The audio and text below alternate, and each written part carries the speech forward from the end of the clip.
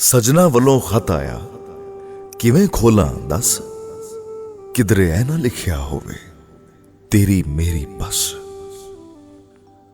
मुराद ने बंदूक चलाने के लिए लबलबा दबाने की कोशिश की थी, वो नहीं दबा। उसकी नजर मोतिया के हलक पर रुक गई थी जहां उसकी बंदूक की नाली थी। उसकी दूधिया हसीन सुराही जैसी गर्दन के इस गड्ढे में वो चंद दिन पहले तक पानी भी हल्क से गुजरता देख लेता था। अब उसे गोली मार देता तो उसका उसी हल्क से उबलता खून कैसे देखता, और खून देखने की हिम्मत कर भी लेता तो उसे तड़पता कैसे देखता, और तड़पता देखने के लिए दिल पत्थर कर भी लेता तो मोतिया को मरता कैसे देख लेता। उसका दिल चाहा वो भी भाग जाती बिल्कुल सईद बुज़दिल की तरह, पर वो तो भागी भी नहीं थी, वहीं खड़ी थी उसके सामने।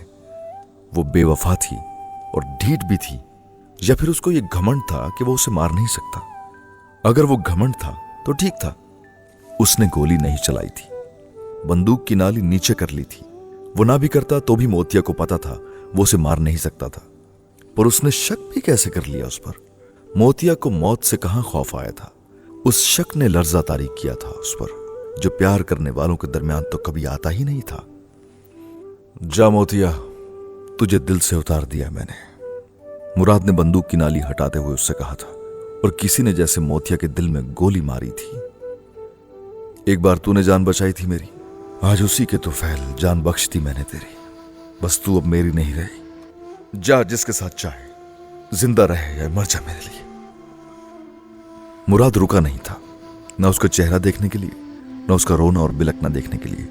वो बस पलटा था और तेज कदमों से दरख्तों के उस झुंड से निकल गया था, और अपने घोड़े पर बैठकर वो रुके बगैर सरपट घोड़ा भगाते हुए हवेली की तरफ चला गया था, और मोतिया वहीं गड़ी रह गई थी। जा मोतिया, तुझे दिल से उतार दिया मैंने।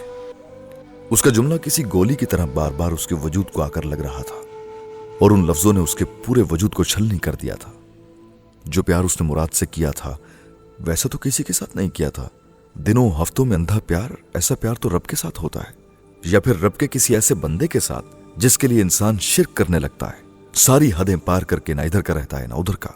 रब की तस्बीह करते करते प्यार का कलमा पढ़ने लगता है, और जब बंदे का कलमा पढ़ा जाने लगे तो फिर ठोकर तो लगती है।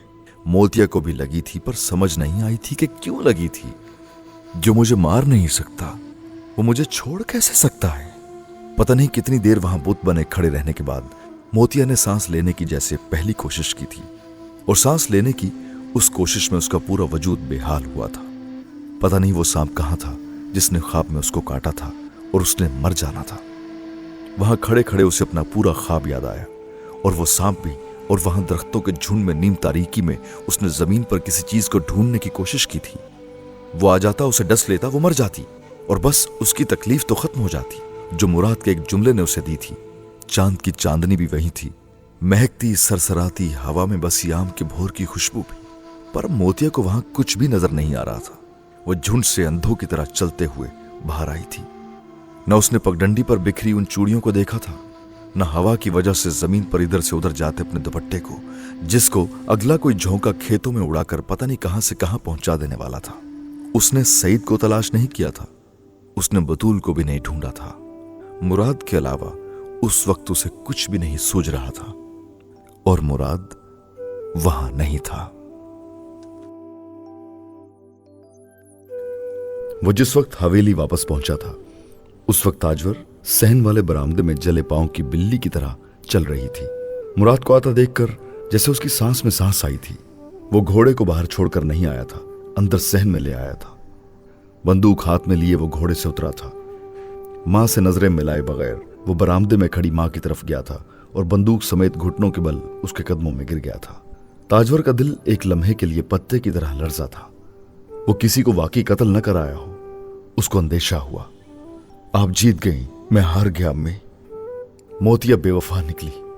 आप महानूर के साथ शादी करना चाहती हैं मेरी, जब चाहे कर दे। मोतिया मर गई मेरे लिए, उसने ताजवर के पैर पकड़कर कहा था, और ताजवर के जलते वजूद पर इतने हफ्तों बाद जैसे ठंडा फाहा रखा था। अरे ये तो वही मुराद था, उसका प्यारा जान कुर्बान करने वाला नूर नजर। भटक गया था और अब सीधे रास्ते पर भी आ गया था। ताजवर ने उसे उठाकर सीने से लगाया था, उसका मुंह और माथा चूमा था। चंद घंटे पहले जाने वाले और वापस आने वाले मुराद का चेहरा एक जैसा नहीं था। उसकी आंखों और चेहरों से चमक और खुशी गायब हुई थी। पर क्या हुआ? वक्त गुजरेगा, दिल बहलेगा, सब ठीक हो जाएगा। 4 दिन के प्यार का खुमार गहरा होता है, पर अवधि नहीं। बंदा भूलने पर आए तो रब भूल जाता है। वो तो बस मोतिया थी। ताजवर उसे सीने से लगाए उसे थपकते और खुद को तसल्लियां देती रही। उसने मुराद से उस लम्हे कुछ भी नहीं पूछा था। वो कुछ बताने के काबिल नहीं था और वो उसे ये तकलीफ देना भी नहीं चाहती थी। वो उससे अलग हुआ, कुछ भी कहे बगैर अंदर चला गया। वो बंदूक ताजवर के पैरों में पड़ी हुई थी जिसे वो चंद घंटे पहले गैज़ो गज़ब में लेकर गया था। वो सिर्फ प्यार नहीं हार कर आया था, अपनी इज्जत, गैरत सब हार आया था। ताजवर ने उसे उठा लिया। उसने अपना बेटा, अपना गुरूर, घर, फख्र सब बचा लिया था। पर पता नहीं क्या बात थी, मोतिया के लिए उसके दिल में भड़कने वाली आग अब भी ठंडी नहीं हुई थी। वो अब भी कुछ मांग रही थी, कुछ और जहर, कुछ और हसद, नफरत, इंतकाम, कुछ तो। बतूल क्या तो बाहर है? सहन में पड़ी चारपाई पर बैठी बतूल मां की आवाज पर हड़बड़ा कर चौंकी थी। वो कुएं से वापस आकर अंदर कमरे में नहीं गई थी, वहीं सहन में चारपाई बिछाकर बैठ गई थी। और अब शायद शकूरा नींद में जागी थी। इससे पहले कि बतूल वहीं से आवाज देती, शकूरा बाहर निकल आई थी। तुझे आवाजें दे दे के पागल हो गई हूं मैं, कहां थी तू? शकूरा ने जमाई लेते हुए अपनी बेटी को देखा जो सहन के बीचों बीच चारपाई पर आलती पालती मारे बैठी थी और उसके गले में उसका दुपट्टा तक नहीं था। कुछ नहीं अम्मा, यहां बाहर सोने के लिए लेट गई थी, अंदर दम घुट रहा था मेरा, बतूल ने मां से कहा था और चारपाई से उतरने लगी थी। ये बाहर का दरवाजा क्यों खुला है? शकूरा ने पता नहीं क्या वहम होने पर सहन का दरवाजा देखा था जो भिड़ा हुआ था, पर उसकी जंजीर उतरी हुई थी जो बतूल लगाना भूल गई थी। अंदर जाती बतूल ठिठकी थी। फिर उसने वहीं खड़े खड़े मां से कहा, तू चढ़ाना भूल गई होगी अम्मा, दरवाजा तो तू ही बंद करती है ना। उसने सफेद झूठ बोला था। कोई आया तो नहीं था सईद? शकूरा ने एक लम्हे के तवक्कुफ के बगैर उससे कहा। वो दिन को आने से पहले 10 बार सोचता है, तू रात का कह रही है? बतूल ने उसी लहजे में मां से कहा, तू तो कहीं नहीं गई? शकूरा को भी तसल्ली नहीं हुई थी। पता नहीं इस बार मां के सवाल पर बतूल को क्या हुआ था। एक लम्हे के लिए उसने सोचा वो मां को सब बता दे और फिर उसी लम्हे उसने ये इरादा भी छोड़ दिया। अम्मा तू शक क्यों करने बैठ गई है मुझ पर रात के इस पहर? कहीं गई होती तो तुझे घर मिलती, कहीं से आई होती तो भी आके सहन में बैठी होती। अजीब है तू भी, उसने झुल्लाकर शकूरा से कहा था और फिर जैसे उसकी नजरों से बचने के लिए वहां से चली गई थी। शकूरा अजीब सी कैफियत में वहां खड़ी रही थी। चांद की चांदनी उसके सहन में दरवाजे से चारपाई और चारपाई से अंदर कमरे तक जाते बतूल की चप्पल के निशान दिखा रही थी। उसकी चप्पल कुएं के आसपास की नम जमीन से गुजरने के बाद गांव की गलियों से होते हुए भी खुश्क नहीं हुई थी।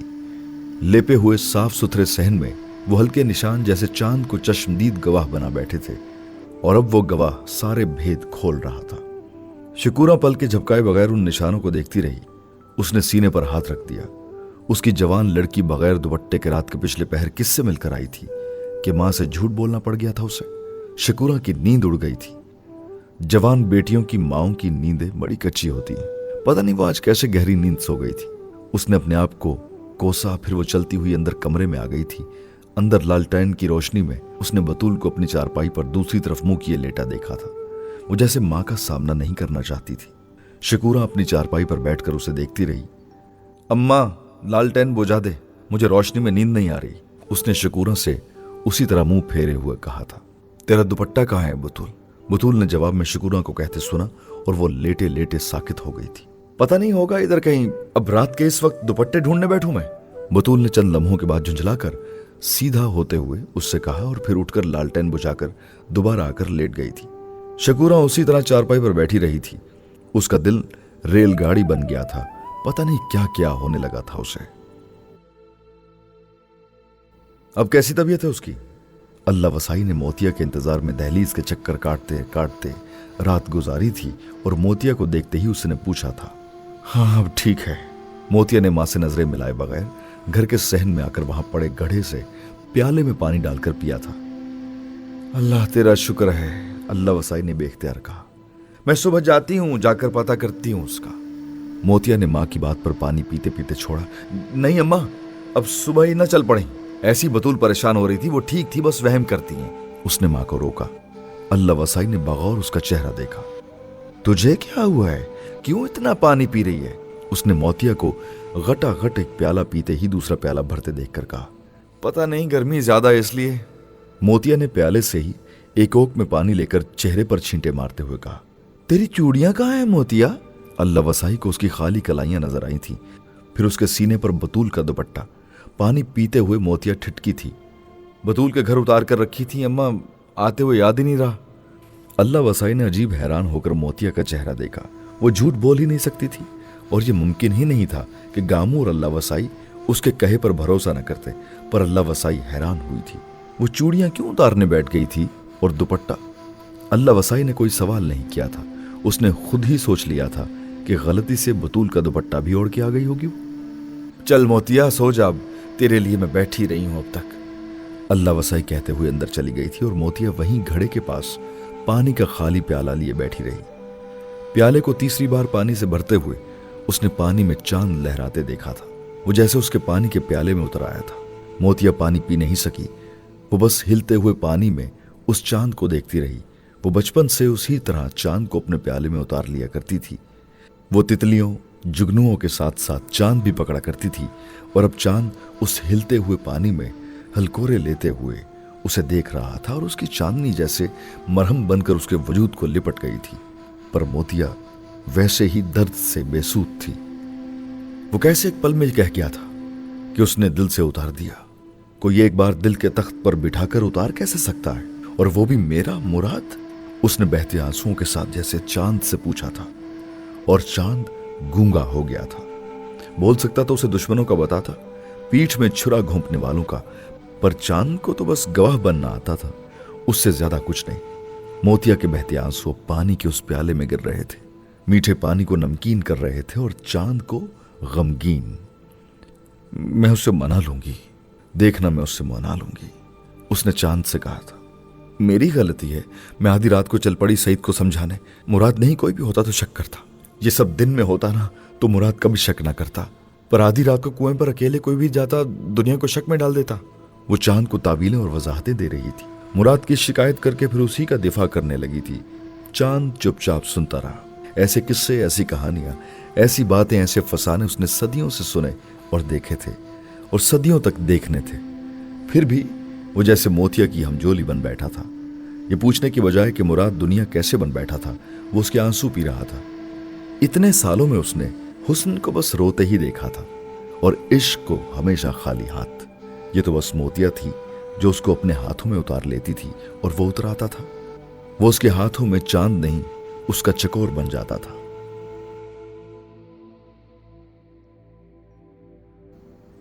चांद ने रात के उस पहर मुराद की हवेली में ताजवर और मुराद को भी देखा था। वो दोनों अपने अपने कमरों में थे। ताजवर की खुली खिड़की से चांदनी ने झांक कर उसे अपने बिस्तर पर पुरसुकून गहरी नींद में देखा। गुरूर दिल तोड़कर हमेशा गहरी नींद सोता है। मुराद अपने बिस्तर पर टांगे जमीन पर लटकाए सर झुकाए बैठा था। चांदनी खुली खिड़की की सलाखों से उसके कमरे में भी उतर आई थी।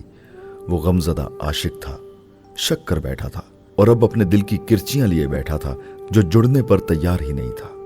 चांद हुस्न का हाल देख आया था, अब इश्क का आलम देखने आया था।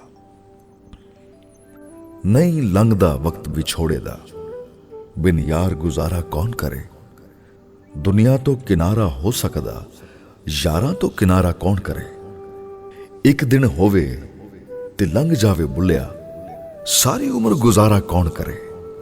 वहां बैठे बैठे मुराद ने मोतिया को अपनी जिंदगी के हर सफे से मिटाना शुरू कर रखा था और सफे थे कि खत्म होने का नाम ही नहीं ले रहे थे। खिड़की से आती चांदनी में डूबा वो गम के अजीब अंधेरों से छुटकारा पाने की कोशिश कर रहा था। मोतिया बेवफा थी और उसने उसे छोड़कर जीना था और बस ये आखिर के दो लफ्जों ने सारा मसला खड़ा कर दिया था। जीना था पर कैसे? मरना होता तो आसान था। वो उसी बंदूक से जान ले लेता जिसकी नाली उसकी शहरक पर रखकर वो गोली नहीं चला सका था, या उसी कुएं में कूद कर मर जाता जहां वो पहली बार मोतिया से मिला था, या उस रेलगाड़ी के आगे कूद जाता जिससे उतरते हुए उसने मोतिया को पहली बार देखा था। मरने के 100 तरीके थे पर उसके बगैर जीने का कोई एक भी तरीका नहीं था और जिंदगी लंबी थी, कम से कम वहां बैठे उसे लग रही थी। और वो बस उसे भूलना चाहता था और बस भूलना चाहता था और बस भूलना चाहता था, और भूलने के एक एक हर्फ पर वो उसके दिल में खुबी जाती थी। जोंक की तरह वो बेरहमी से खींचता, वो उसके वजूद को लहूलुहान करती, अलग होती, किसी और जगह चिपक जाती। वो कोई बेबस कमजोर मर्द होता तो बिलक बिलक कर रोता, फिर उसे माफ करके दोबारा उसके संग हो लेता। पर वो अनापरस्त मर्द था जिसकी रगों में ताजवर का खून दौड़ता था। वो मोतिया के लिए मां से जंग कर सकता था तो मोतिया के लिए दिल भी मार सकता था, पर वो मरा हुआ दिल फिर भी उसके वजूद में आहें भर भर कर कुरला रहा था। उसे बता रहा था कि प्यार ऐसे नहीं मरता खुद अपने हाथों, ये कभी खुदकुशी नहीं करता। उसे मारने के लिए हमेशा कातिल चाहिए जो कभी वक्त होता है और कभी रकीब। मुराद बेहाल बैठा था और चांद को उस पर भी तरस आया था। हुस्न और इश्क को फना है पर उनकी कहानी लाफानी रह जाती है। हुस्न इश्क की बेनियाजी और कजदाई नहीं सह सकता, इश्क हुस्न की बेवफाई बर्दाश्त नहीं कर सकता। पर फिर भी जब जब दोनों सामने आते बेख्तियार होते, दूर होते तो भी एक दूसरे की यादों का तवाफ करते, बिछड़ जाते तो किस्से कहानियां दास्तानें छोड़ जाते। पर यह कभी नहीं हुआ कि हुस्न और इश्क एक दूसरे को भूल जाते, और अब यह बेड़ा मुराद ने उठाया था नामुमकिन को मुमकिन करने का। चांद को उस पर तरस आया। वो गूंगा ना होता तो उससे कहता कि मोतिया को दिल के तख्त से उतारेगा तो फिर तख्त ही नहीं रहेगा किसी दूसरे को बिठाने के लिए। पर चांद तो गूंगा था। मोतिया के लिए वो चकोर बन जाता था, मुराद के लिए चोर। तू इतनी सुबह कैसे आ गई मोतिया? बतूल ने पेड़ा बनाते हुए अपनी मां को दरवाजे पर कहते सुना, और पेड़ा बनाते हुए उसके हाथ कपकपाए थे। वो बतूल से कुछ जरूरी काम था, वो घर पर है ना? उसने मोतिया का अगला जुमला भी सुना था और उसका दिल चाहता उसकी मां कोई बहाना बना दे, कह दे कि वो घर पर नहीं थी। हाँ हाँ अंदर ही है, तू दरवाजा बंद कर ले, मैं हवेली के लिए निकल रही हूं, शकूरा ने मोतिया से कहा था। खाला ये मुराद को देना। शकूरा ने हैरान होकर मोतिये के फूलों का वो हार देखा जो मोतिया उसे पकड़ा रही थी। फिर उसने पहली बार मोतिया का चेहरा और उसकी सुर्ख आंखें देखी। दे तो दूंगी पर ये तेरी आंखें क्यों सुर्ख और सूजी हुई हैं? शकूरा ने उससे कहा। हाँ बस वो मैं और बतूल कल रात गए, कुएं पर बैठी रही तो फिर घर आकर भी नींद नहीं आई। मोतिया ने शकूरा से नजरें चुराई थी और शकूरा का दिल जैसे उसने किसी बोझ से हल्का किया था। ले भला, तेरे साथ कुएं पर जाना था तो बता देती, यूं छुपाती क्यों रही मुझसे? शकूरा कहते हुए चली गई। उसे अपनी बेटी की मासूमियत पर यकदम ही जैसे प्यार आया था, पर उसे देर हो रही थी और वो वापस अंदर जाकर बतूल से बात नहीं कर सकती थी। बतूल ने अंदर तवे पर रोटी डालते हुए दरवाजे पर इन दोनों के दरमियान होने वाली ये सारी गुफ्तगू सुनी थी, और वो जहनी तौर पर अपने आप को मोतिया के सवालों के लिए तैयार कर रही थी। कुएं से रात को बगैर बताए गायब हो जाने का जवाब ढूंढ रही थी, और चौधरी मुराद के यूं अचानक वहां जाने की तावीलें, और इस सब के दरमियान मोतिया कब आकर पीढ़ी खींचकर उसके पास बैठ गई थी, उसे एहसास ही नहीं हुआ। एहसास तब हुआ जब उसकी बजाय तवे पर रोटी को मोतिया ने पलटा था। बतूल दूसरा पेड़ा बना रही थी। बतूल ने उसका चेहरा देखा। उसने मोतिया को इस हाल में पहले कभी नहीं देखा था। उसकी आंखें सुर्ख और सूजी हुई थी, यूं जैसे वो सारी रात रोती और जागती रही थी। बतूल के दिल को कुछ होने लगा। वो अपने आप को उसके पहले सवाल के लिए तैयार करने लगी, पर सवाल वो नहीं आया था जो उसने सोचा था। सुन बतूल, मुझे मुराद से मिलना है, उसे कह के वो मुझसे मिले, कहीं आ जाए वरना मैं हवेली आ जाऊंगी। न कोई सवाल, न शिकायत, न ताना, मोतिया ने सीधा आते ही उससे मुतालबा किया था।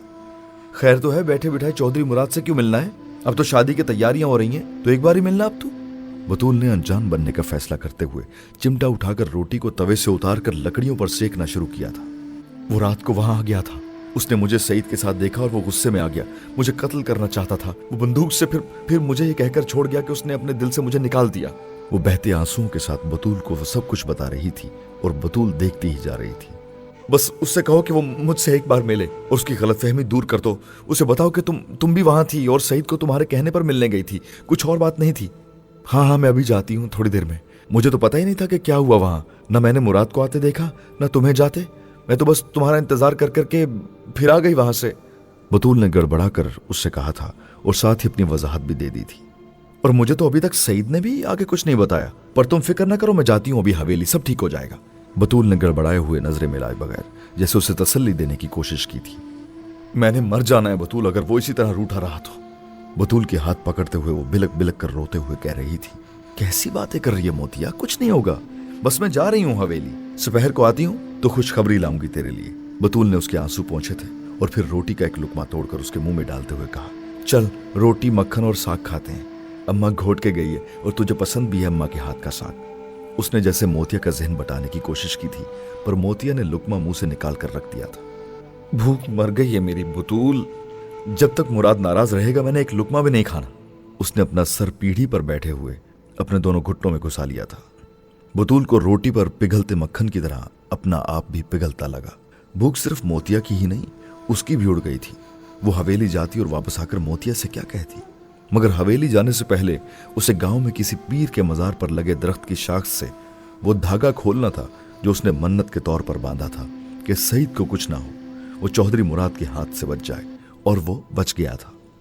बतूल को सारी उम्र अपनी दुआओं पर यकीन नहीं आया था और अब यकदम ही उसकी दुआएं कबूल होने लगी थीं।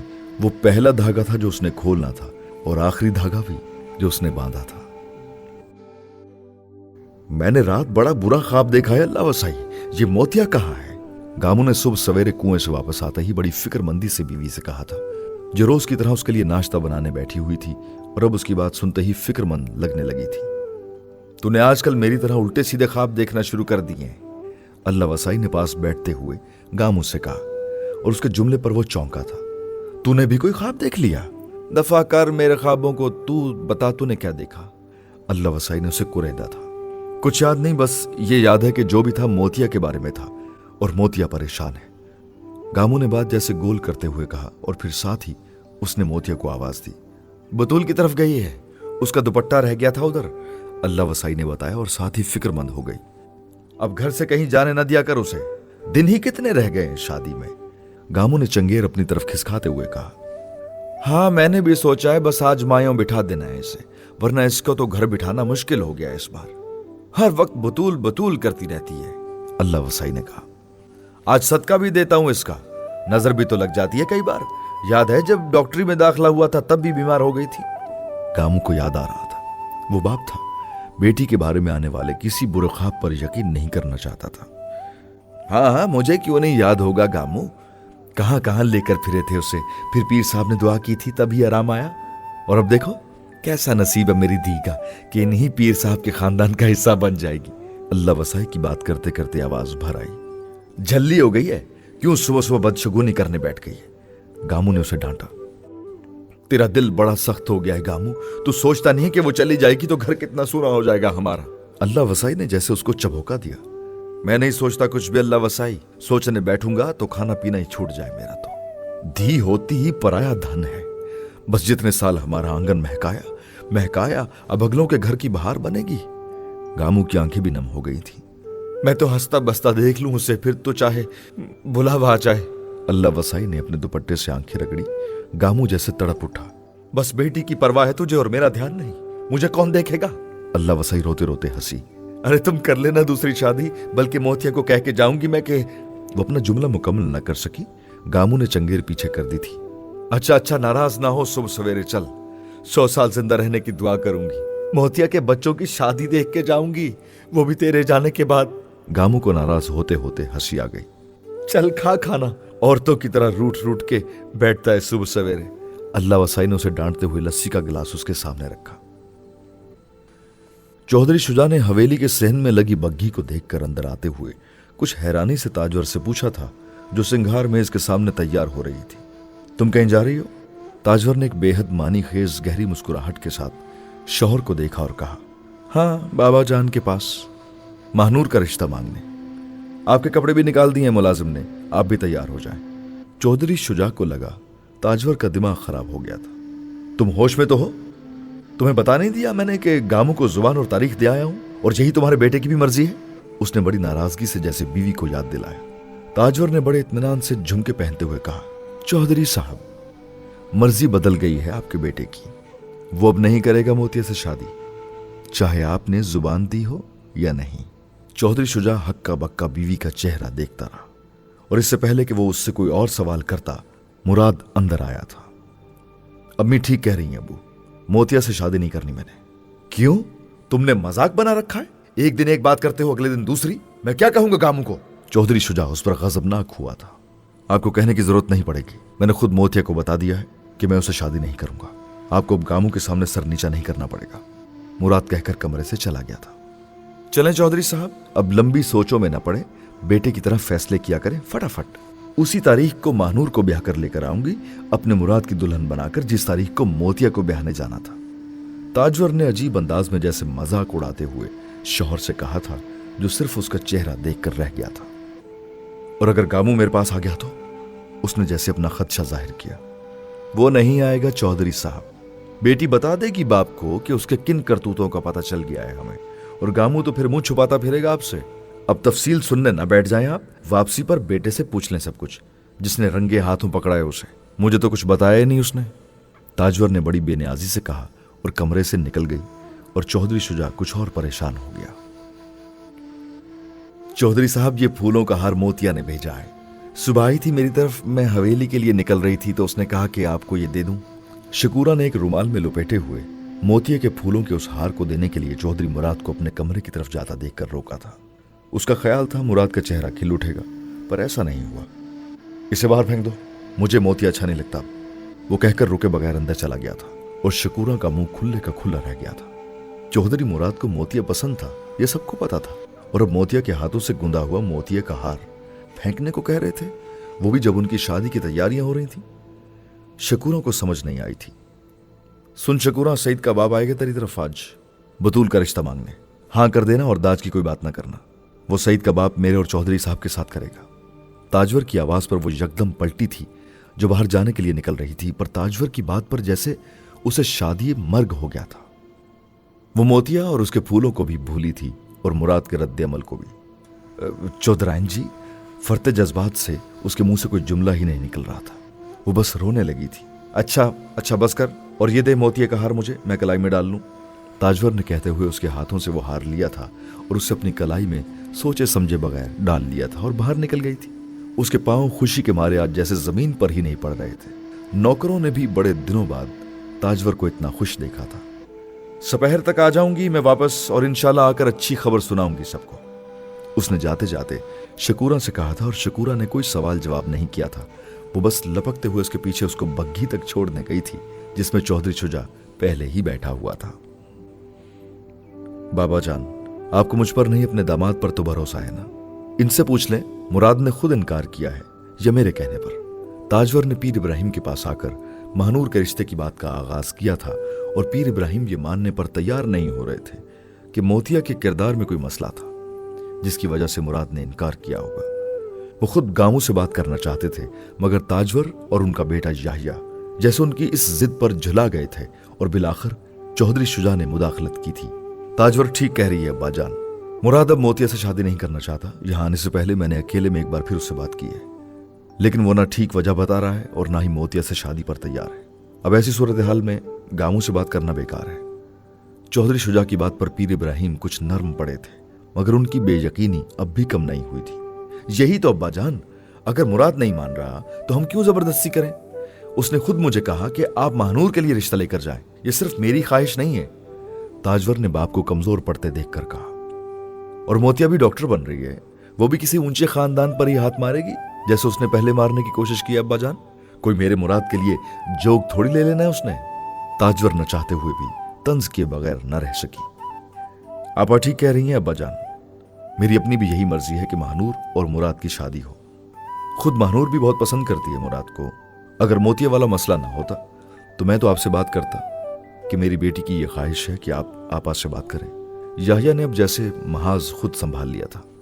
तस्बीह के दाने गिराते पीर इब्राहिम इन सब की बातें सुनते रहे। उन्होंने कुछ भी नहीं कहा, और जब सब अपनी अपनी बातें करके थक कर खामोश हो गए तो उन्होंने कहा, बड़ी मुशक्कत है महानूर के नसीब में, यहां शादी हुई तो। इससे पहले कि कोई और कुछ कहता ताजवर बोली थी, दुआ दीजिए अब्बा जान, बद्दुआ नहीं। पीर इब्राहिम ने ताजवर का चेहरा देखा और फिर सर हिला दिया था। ताजवर का चेहरा खिल उठा। जो रब की मर्जी, जो उसके फैसले, उन्होंने मध्यम आवाज में उंगली आसमान की तरफ उठाकर कहा था। बाहर बरामदे में दरवाजे के साथ लगी महानूर का चेहरा खिल उठा था। उसने अपने हाथ की कलाई में महकता वो मोतिये के फूलों का हार सूंघा था जो ताजवर ने वहां आते ही अपनी कलाई से उतारकर उसकी कलाई में पहना दिया था। बतूल ने अपनी हथेली पर रखे हुए उन नोटों को बेयकीनी के आलम में देखा था जो सईद के बाप शगुन के तौर पर उसके हाथ पर रख रहा था। वो थोड़ी देर पहले ही आए थे और मिठाई के साथ वो सईद के लिए इसका रिश्ता तय करके चले गए थे, और साथ ही शादी की तारीख भी वो उसी दिन ब्याही जाने वाली थी जिस दिन मोतिया की बारात आनी थी। पता नहीं बतूल क्या मौजज़ा हुआ है सुबह सवेरे कि चौधराइन ने सईद के बाप को इस तरह तारीख तय करने भेज दिया। शकूरा जो कुछ देर पहले ही हवेली से आई थी वो जैसे खुशी से निहाल हो रही थी। मैं तो अब जलेबियां बनवाने जा रही हूँ, पूरे गांव में बांटूंगी, और देख तू भी अब इधर उधर जाना छोड़ दे, बस 4 दिन ही तो रह गए तेरी बारात में। शकूरा बात करते करते कई बार बेदम हुई। उसे अभी से कामों का सोच सोच कर फिक्र लाहक होने लगी थी। यह तो शुक्र है कि दाज की सारी जिम्मेदारी ताजवर ने उठा ली थी और शकूरा को उसकी फिक्र नहीं रही थी। अरे तुझसे एक बात करना तो भूल ही गई, चौधरी मुराद ने मुझे कहा कि मोतिया ने जो हार भेजा है वो फेंक दो। शकूरा को यकदम जैसे वो बात याद आई जो वो सुबह से बतूल को बताने का सोच रही थी। बतूल के चेहरे पर एक रंग आकर गुजरा। और बतूल, आज चौधराइन जी जब अपने मैके से होकर आई हैं तो बड़ा कुछ साथ लेकर आई हैं। पता नहीं मुझे क्यों लगा कि वो कहीं चौधरी मुराद का रिश्ता न तय कर आई हों। हालांकि उन्होंने बताया नहीं, और यहाँ गांव में हर तरफ चौधरी मुराद और मोतिया की शादी की बात है सबके जुबान पर। लेकिन इतने दिनों में कोई तैयारी नहीं शुरू हुई हवेली में।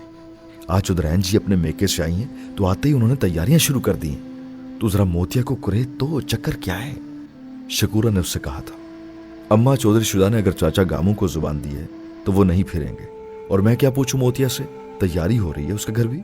और ये फूल फेंकने वाली बात मोतिया से ना करना, 100 लड़ाइयां हो जाती हैं दो प्यार करने वालों की। मेरी और सईद की भी तो होती रही है ना लड़ाई। बतूल ने बड़े इत्मीनान से माँ को समझाया था और शकूरा को जैसे उसकी बात समझ में आ गई थी। बिल्कुल ठीक कह रही है तू, मैं खामखाई वहम और शक करने बैठ जाती हूँ। चौधरी साहब ने जुबान दी है तो कहाँ फिरना है उन्होंने अपनी जुबान से।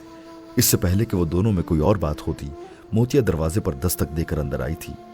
बतूल को उसका पहले ही इंतजार था। सपहर हो रही थी और वो सपहर के इंतजार में ही बैठी रही होगी जब बतूल हवेली से लौटती और मुराद का जवाब लेकर आती। अरे खाला, ये मिठाई वगैरह कहाँ से आ गई?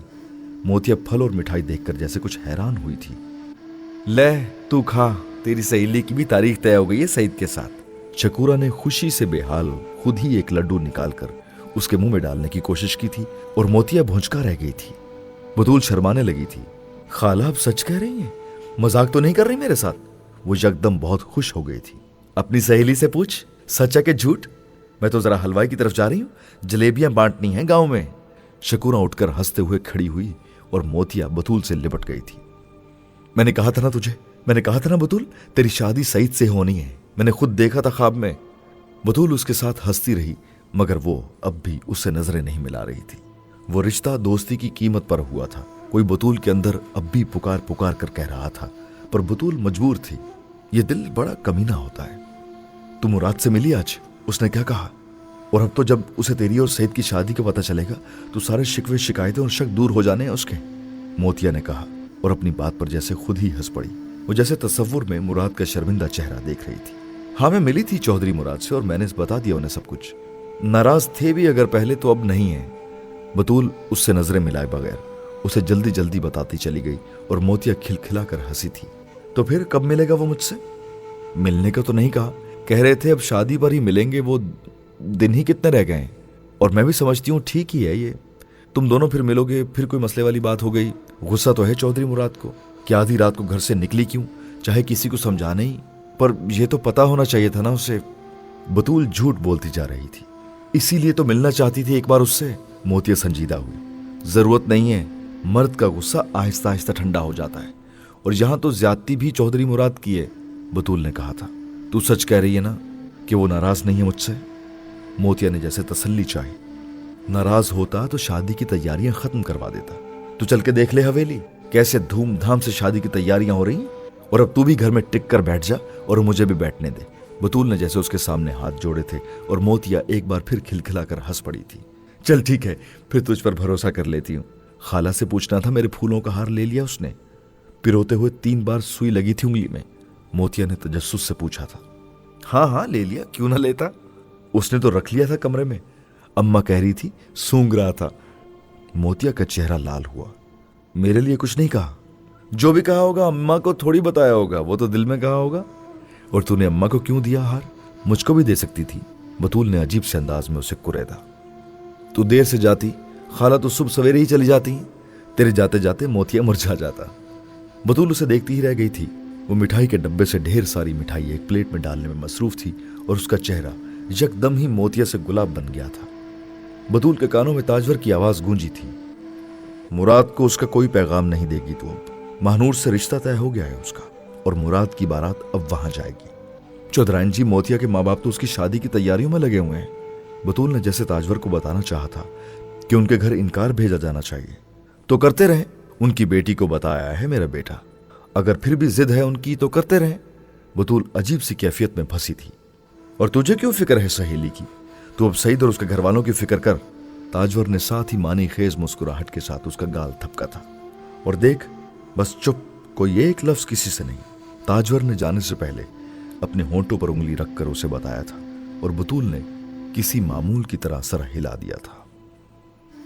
और अब वो मिठाई की प्लेट भरती मोतिया को देख रही थी, जो उससे कह रही थी, ये सारी मिठाई लेकर जा रही हूं मैं, अम्मा अब्बा को खिलाऊंगी और खुद 2-3 बार खाऊंगी। इस दिन का कितना इंतजार था मुझे।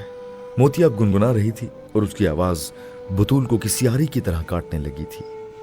मुंदरी विच नग माइया, यार असा समझदे रहे खोटा, निकलिया नग माइया। बतूल के हाथ पांव जलने लगे थे। वो अगर शादी की तैयारी करती रहती और मुराद की बारात उसके घर न जाती, ये ख्याल नहीं था, उसे यकीन था अब यही होना था। पर क्या उसे मोतिया को सब कुछ बता देना चाहिए था? और बता देती तो क्या क्या और किस मुंह से? बस चुप, किसी से एक लफ्ज नहीं। उसे ताजवर की हिदायत याद आई थी और उसने जैसे अपने कान और दिल दोनों बंद कर लिए थे। कब से गोटा लगा रही थी इस दुपट्टे पर, और देखो इधर दुपट्टा भरा, मेरी मोतिया के लिए शहजादा आ गया। अल्लाह वसाई ने गोटे किनारी से भरा हुआ वो सुर्ख दुपट्टा मोतिया के सर पर ओढ़ाते हुए कहा था। वो और गामू बैठे उसके जहेज की चीजें एक ट्रंक में रख रहे थे, जो गामू एक दिन पहले शहर से खरीद कर लाया था। इतने सालों में बस इतना ही जोड़ सके थे वो कपड़े लत्ते के नाम पर मोतिया के लिए, और चौधरी शुजा ने तो कुछ भी देने से मना कर दिया था गामू को। बस सादगी से निकाह करने का कहा था। जो धूम धड़का करना था वो अपनी हवेली में ही करते, और गामू किसी धूम धड़के जोगा था ही नहीं। सामान रखते और बातें करते करते अल्लाह वसाई ने शादी के जोड़े का दुपट्टा मोतिया को ओढ़ा दिया था, और मोतिया शर्मा कर नजरें नीचे करके बैठ गई थी। गामू और अल्लाह वसाई ने जैसे नजरों ही नजरों में उसकी बलाएं ली। कैसा रूप आया है खाली एक दुपट्टा ओढ़ने से भी। अल्लाह वसाई तो जैसे कुर्बान ही जा रही थी और मोतिया माँ की तारीफों पर शर्मा रही थी। पर मैं सोचती हूँ हवेली वाले कुछ नहीं लेकर आएंगे, कोई जेवर कपड़े बरी। अल्लाह वसाई ने अपने उस ख्याल को आवाज दी जो उसे हर रोज आता था। हवेली में ताजवर ने उनसे कोई राब्ता ही नहीं किया था। अब मुझे क्या पता उनके रिवाजों का, हमें कुछ भी देने से मना कर दिया तो शायद उनके यहां भी कुछ भी देने का रिवाज ना हो। गामू ने अंदाजा लगाया। ऐसा थोड़ी होता है गामू, और कुछ नहीं, लड़के वाले एक जोड़ा तो ले ही आते हैं ना, और कुछ जेवर गहना। अल्लाह वसाई मुसर थी। मैं बेटी का बाप हूं, खुद जाके नहीं पूछ सकता चौधरी जी से कि क्या क्या लाएंगे। कुछ ले आए तो बिस्मिल्लाह, वरना शादी का जोड़ा तो है ही हमारे पास। गामू ने जैसे दो टोक आवाज में कहा था, और मोतिया उन दोनों की बातें सुनते हुए बस मुस्कुराते हुए चीजें समेट रही थी। किसी कपड़े और गहने में उसे कोई दिलचस्पी नहीं थी। वो मुराद की होने वाली थी, उसका नाम उसके नाम के साथ हमेशा के लिए लगने वाला था। उसके लिए इतना काफी था, बाकी सब उसके लिए बेमानी था। लेकिन इस ट्रंक में पूरे गांव के लोगों की मोहब्बतें अपनी अपनी हैसियत के तोहफे के मुताबिक उसके पास आ गई थी। मोतिया चौधराइन बनने जा रही थी और गांव वाले खुश थे, यूं जैसे गांव की हुकूमत उनके अपने हाथ में आने वाली थी। वो सारे मिलकर मोतिया की शादी का इंतजाम कर रहे थे। बारात ने सिर्फ शरबत पीने रुकना था, खाना नहीं खाना था, और शरबत का खर्चा मिठाई के साथ गांव के हलवाई ने उठा लिया था। तंबू कनातों वालों ने बगैर पैसे लिए तंबू कनाते देनी थी, और वो ग्लास भी जिनमें शरबत बटना था। आस पड़ोस की औरतें बिस्तर बनाने में मदद के लिए रोज आ जाती थी, और रात को देर गए ढोलक बजती, जिनमें घर के अंदर औरतें और बाहर गली में गामू मर्दों के साथ नाचता। गांव में हर शादी ऐसी ही होती थी। बेटियां सांझी होती थी, और ये तो मोतिया थी, गांव वालों की मसीहा और राज दुलारी। तैयारियां हवेली में भी हो रही थी, और बड़े जोर शोर से हो रही थी, लेकिन दुल्हन का नाम लिए बगैर हो रही थी। ताजवर महानूर के लिए जो भी खरीद और बनवा रही थी वो गांव की किसी औरत या हवेली के किसी मुलाजिम को दिखाया नहीं जा रहा था। सिर्फ एक शकूरा थी जो मोतिया के नसीब पर रश्क करते हुए बरी की चीजें पैक कर करके रख रही थी और हर रोज जैसे बतूल को साथ बता भी रही थी। ताजवर ने अभी तक शकूरा को भी ये नहीं बताया था कि मुराद की बारात मोतिया के घर नहीं जा रही थी, और जिस दिन उसने बिलाखिर शकूरा पर यह राज खोला था, शकूरा हिलकर रह गई थी। वो शादी से एक दिन पहले का वक्त था और ताजवर ने उसे यह बताने के बाद उसके मजीद किसी सवाल का जवाब नहीं दिया था। तू तो अपनी बेटी की शादी में मसरूफ होगी, तो तू कल मत आना, और जिस सवाल का जवाब ना रहा हो वो बतूल से पूछना। तुम्हारी बेटी तुमसे कई गुना ज्यादा समझदार है शकूरा। शकूरा को उसकी किसी बात की समझ नहीं आई थी। फिर वो लपकती झपकती घर जरूर चली आई थी जहां बतूल ने उसे भी ताजवर की तरह मुंह बंद रखने का कहा था। अम्मा, दाज बिखरा हुआ है पूरे घर में और तुझे मोतिया की पड़ी है। सामान समेट जल्दी, अभी चाचा ने बंदे भेजने हैं पेटी और ट्रंक उठवाने के लिए। शकूरा बेटी के कहने पर जल्दी जल्दी सामान समेटने लगी थी, पर वो अब भी उलझी हुई थी। पर बतूल, गामू और अल्लाह वसाई तो कल बारात का इंतजार कर रहे हैं। पूरा गांव और बरादरी इकट्ठी होने वाली है वहां। अगर बारात ना आई तो? बतूल बुरी तरह झुंझलाई थी। अम्मा, तुझे मुझसे ज्यादा मोतिया की पड़ी है। मेरी बारात है कल, मेरा सोच, छोड़ मोतिया को। शकूरा ने हैरानी से उसका चेहरा देखा था। तेरी बचपन की सहेली है वो बतूल, उसकी बदनामी हुई तो तुझे भी तो दुख होगा ना, शकूरा ने कहा था। और बतूल कुछ खफीफ सी हुई। क्या पता है इन वक्त पर बारात मोतिया के घर ही जाए। तुझे चौधरी मुराद का तो पता है ना, वो जिद पर अड़ जाए तो बस अड़ जाता है, बतूल ने मां से कहा था। और शकूरा उसका चेहरा देखकर रह गई थी। तू कह रही है कि महानूर से शादी तय करवा कर भी वो आखिरी दिन महानूर की बजाय मोतिया को ब्याहने चला जाएगा और चौधरायन जी ऐसा होने देंगी? बतूल ने शकूरा का चेहरा देखा। वो सवाल नहीं था, वो जानती थी। गामू के घर के आगे से गुजर कर जाएगी बारात। चौधरी मुराद की बारात जाने के लिए तैयार खड़ी थी जब ताजवर ने चौधरी मुराद के घोड़े की बाग पकड़कर सबसे आगे चलने वाले मुलाजिम से कहा। तीफा उसकी बात पर हैरान हुआ था। गामू के घर नहीं जाएगी बारात? नहीं, ताजवर ने दो टोक अंदाज में कहा और तीफे का रंग उड़ गया था। ताजवर ठहरे बगैर अंदर की तरफ चली गई जहां मुराद सेहरा बंधवाने के लिए आ रहा था। गांव का चक्कर लगवाने की क्या जरूरत है, बारात सीधी सीधी गांव से निकल जाए, चौधरी शुजा ने ताजवर से कहा था, जिसने उन्हें गामू के घर का बताने की बजाय सिर्फ ये कहा था कि बारात गांव का चक्कर लगाकर फिर दूसरे गांव के लिए निकलेगी। चौधरी साहब इकलौते बेटे की बारात है, इस तरह चोरी छुपे नहीं ले जा सकते। अल्लाह बख्शे अब्बा जी ने बताया था मुझे कि जब आप मेरी बारात ला रहे थे तो पहले पूरे गांव का चक्कर लगाया था, तब तो 150 घर भी नहीं थे गांव में, अब तो इतनी गलियां हो गई हैं। ताजवर ने बड़े अंदाज से बात लपेटी थी और चौधरी शुजा कायल हो गया था।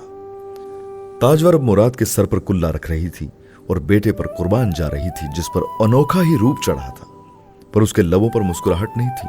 वो बस उस कुर्सी पर बैठा सारी रसूमात अदा करवा रहा था जो ताजवर और खानदान की दूसरी औरतों और मर्द अदा कर रहे थे। बाहर ढोल और बाजों का शोर था, पर मुराद के अंदर एक गहरा सुकूत था, यूं जैसे वो किसी और की शादी में शरीक हो रहा था, या यूं जैसे वो एक बुत था जिसके माथे पर सेहरा बांध दिया गया था, गले में हार डाल दिए गए थे कुर्बानी के एक जानवर की तरह। पर कुर्बान तो नहीं हो रहा था, वो तो ये सब कुछ अपनी मर्जी और ख्वाहिश से कर रहा था। उसने जैसे अपने आप को खुद ही झुटलाया था। मोतिया एक बार फिर जहन के पर्दों पर लहराई थी। उसने उस तस्वुर को भी झटक दिया था। उसकी गर्दन में आज सिर्फ गुलाब के हार थे और गुलाबों की पत्तियां ही निछावर हो रही थी हर तरफ, पर पता नहीं दिल मोतिया मोतिया क्यों कर रहा था। मोतिया ने अपने कमरे के उस पुराने शीशे में तैयार होकर दुपट्टा सर पर ओढ़ने से पहले एक बार खुद को देखा था। वो सारे नकली जेवर थे जो वो पहने हुए थी, माथे का टीका, कान के बुंदे, नाक की नथली, गले का हार, चूड़ियां, कंगन, पर इसमें अगर कोई कुंदन था तो वो उसका अपना वजूद था, जो उस जेवर से भी ज्यादा हसीन और कीमती लग रहा था। या कम से कम अंदर आती अल्लाह वसाई को, जिसे देखकर मोतिया हंसते हुए शर्माई थी। अल्लाह वसाई ने बेटी के सर पर वो दुपट्टा सुइयों के साथ सजाया था और आखिरी सुई के लगाते बहुत दूर ढोल ताशों की आवाजें आने लगी थी। बारात आ गई। अल्लाह वसाई के जिस्म में यकदम ही फुर्ती आ गई थी। मैं जरा देख के आऊं छत पर चढ़ के कहां तक आ गई है बारात, उसने मोतिया से कहा था। अम्मा मैंने भी देखनी है बारात। मोतिया ने मां का हाथ पकड़ लिया। अल्लाह वसाई खिलखिलाई। तू दुल्हन है, तू क्यों बारात देखने खड़ी होगी भला? अल्लाह वसाई ने जैसे उसे याद दिलाया था। कहते हैं दुल्हन अगर अपनी बारात आते देखे और दुल्हा देखे तो दोनों का प्यार कभी नहीं मिटता, मोतिया ने मां से कहा था। वो और भी खिलखिलाकर हंसी। चला मोतिया, अगर ऐसा है तो छत पर ले जाती हूं तुझे। अल्लाह वसाई उसका हाथ थामे उसे कमरे से बाहर ले आई थी। बाहर कोई भी नहीं था। ढोल ताशों का शोर अब और भी करीब आ गया था। यकीनन सारी औरतें और बच्चे बारात देखने ही गली में निकल गए थे। लकड़ी की सीढ़ी पर अपनी ओट में उसे लिए अल्लाह वसाई उसे चढ़ाती हुई ऊपर छत पर ले आई थी। ढोल ताशों का शोर अब इतना बढ़ गया था कि उन दोनों को एक दूसरे के कानों में बात करनी पड़ रही थी। अल्लाह वसाई ने गली में नीचे झांक कर देखा। उस लंबी गली में लोग ही लोग थे और बारात उस गली में अब दाखिल होने वाली थी। और यही वो लम्हा था जब मुराद बेकरार हुआ था। उसे मोतिया के घर के सामने नहीं जाना था, पर उसके इर्द गिर्द और आगे नाचता हजूम, उछाले जाने वाले सिक्के लूटता उसे उसी तरफ ले जा रहा था। वो बेबस था। और यही वो लम्हा था जब मुराद के घोड़े को गली का मोड़ मोड़ते देखकर चौधरी शुजा ने बग्घी में अपने साथ बैठी ताजवर से खफगी से कहा था, हमें गामू के घर के सामने से बारात नहीं गुजारनी थी। ताजवर ने अजीब सी हंसी में उसकी बात उड़ाई। क्यों, गामू गांव का चौधरी बन गया है या जहां रहता नहीं? फिर साथ ही उसने बग्घी की खिड़की से मुलाजिम को आवाज लगाकर कहा था, इतने सिक्के उछालो इस गली में कि गामू का घर सिक्कों से भर जाए। इसने बड़ी खिदमत की है हमारी। उसने कहकर शौहर को देखा था जो बस चुपचाप उसे देख रहा था और बारात गली में दाखिल हो गई थी।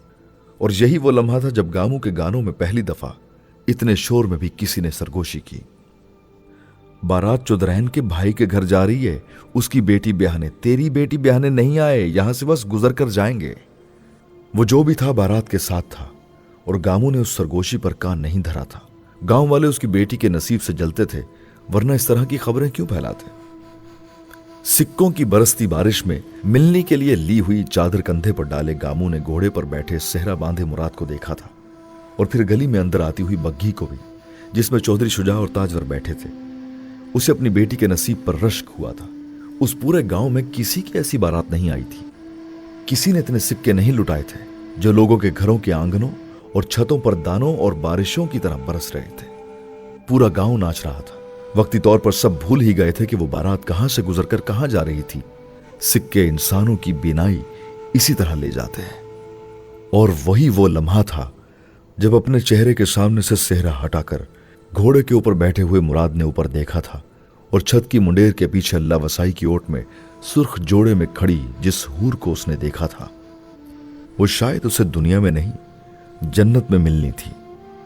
वो सुर्ख घूंघट था जो उसके सर से सिरक गया था और गोटे से सजा दुपट्टा और उसकी बालिश भर लंबी किरण अब मोतिया के चेहरे को अपने घेरे में लिए रुपहला किए हुए थी।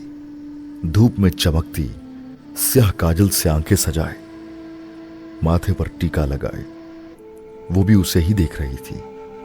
पल भर को मुराद सब भूल गया था। अपना गुस्सा, उसकी बेवफाई, वो बारात, ढोल ताशे, बरसते सिक्के, उसका सेहरा और वो घोड़ा जिस पर वो बैठा था।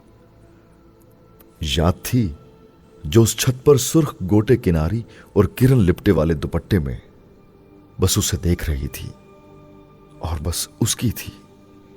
ये जो बीच में सारी दुनिया थी ये तो बस फरेब था। वहां अगर थे तो बस वो दोनों थे, तीसरा कोई नहीं। सारा मैल, सारा शिकवा, सारा गुस्सा पता नहीं हवा बनकर गायब हुआ था या धुआं बनकर। पर उस लम्हे, उसे एक लम्हे मुराद को मोतिया से कोई भी गिला नहीं रहा था और मोतिया भी वैसे ही पलके झपकाए बगैर उसे देख रही थी, देखती ही जा रही थी। मुराद ने घोड़े की बागें खींचनी चाहिए और उसे एहसास हुआ घोड़ा उसकी मर्जी से नहीं चल रहा था। और उसी एक लम्हे में ताजवर ने बग्घी में बैठे छत पर खड़ी दुल्हन बनी मोतिया को देखा था और वो भी मुराद की तरह देखती ही रह गई थी। उसे अपनी गलती का एहसास हुआ था। उसे मुराद की बारात इस गली में नहीं लानी चाहिए थी।